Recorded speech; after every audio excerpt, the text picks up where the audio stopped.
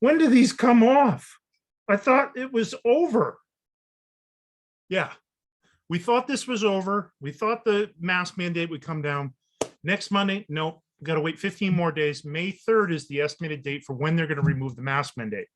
So do you need to visit your suppliers anytime soon? Do you need to go do your supplier audits of critical suppliers? Good question. The FDA started doing their inspections. What about you? So the first thing you should do is take a page out of the FDA plan book. Don't just automatically go visit suppliers. Reevaluate your suppliers and figure out which ones really need an on-site visit and which ones are doing a pretty good job of quality without your supervision.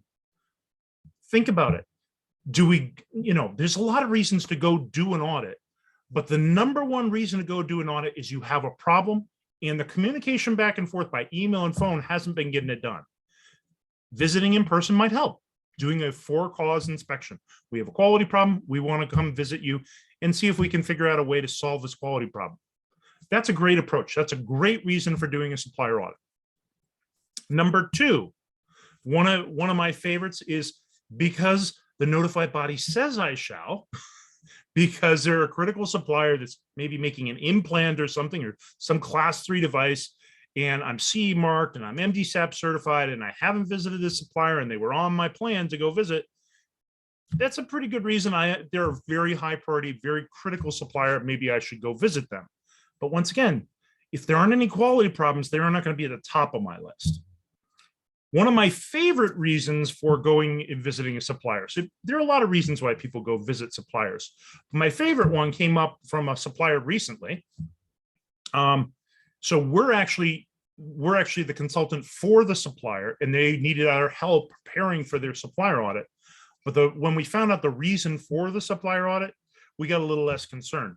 The reason was because they're located in Malibu. And this was a company that had been stuck in the Midwest for a really long time and wanted to take a trip to the West Coast and see some sun and sand.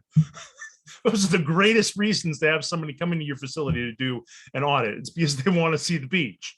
So if that's the reason your suppliers are coming there, you can probably breathe a sigh of relief. So you got to have recommendations for good restaurants, recommendations for good hotels, and don't expect them to stay too late in the day because they got to get some beach time in. But that's not every supplier audit. There's the extremes. We have people, we're there for a reason. You have a quality problem, and that's why we're visiting. We just recently did a supplier audit of a supplier in another country. They had quality issues, but we didn't go on site. We were able to address a lot of the issues, and the supplier wasn't fixing the problems. They weren't addressing their CAPAs. You can review somebody's corrective action evidence just as easily here in the United States when they're overseas as you can to go to their conference room and read their CAPAs and look at their paperwork or how they demonstrated that they've fixed this quality problem.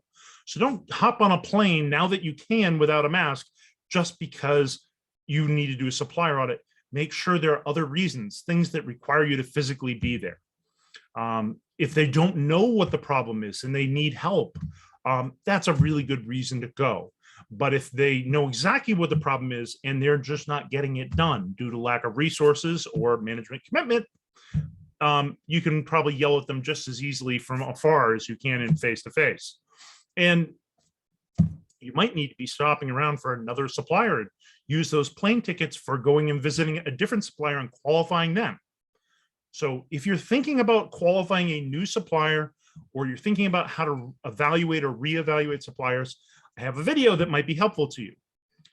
We recorded it multiple times. I think the last recording was in 2020, but I'll provide a link down below this video, and it should be helpful to you to go out there and qualify a new supplier or reevaluate existing suppliers. The classic things that I see are, number one, are they ISO certified or FDA registered? Well, that's nice, but when does the certificate expire? Does the certificate have the right scope?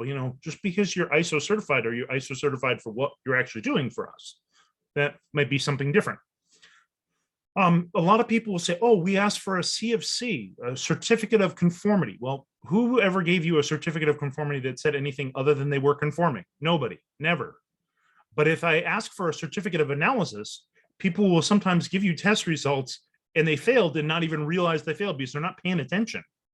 So much better to ask for a certificate of analysis, because then you get what tests they're doing, what's the test method, what the acceptance criteria are, and whether it passed or not. You actually get the result. So that's a much better way of looking at certificates from suppliers. Another thing people will ask for is, oh, give me your quality manual. The reason to get a quality manual is so you understand what things are applicable and what things are not applicable in the company's quality system, and to help you plan a supplier audit when you go visit them. But you don't need it just to know that they have a quality manual. If they're ISO certified, yeah, they got to have a quality manual to have 1345 certification. And if they're a 9001 company and they don't have a quality manual, that's okay. It's not required by 9001 anymore. That's 2015. They took away that requirement. So you can have a quality system without a quality manual.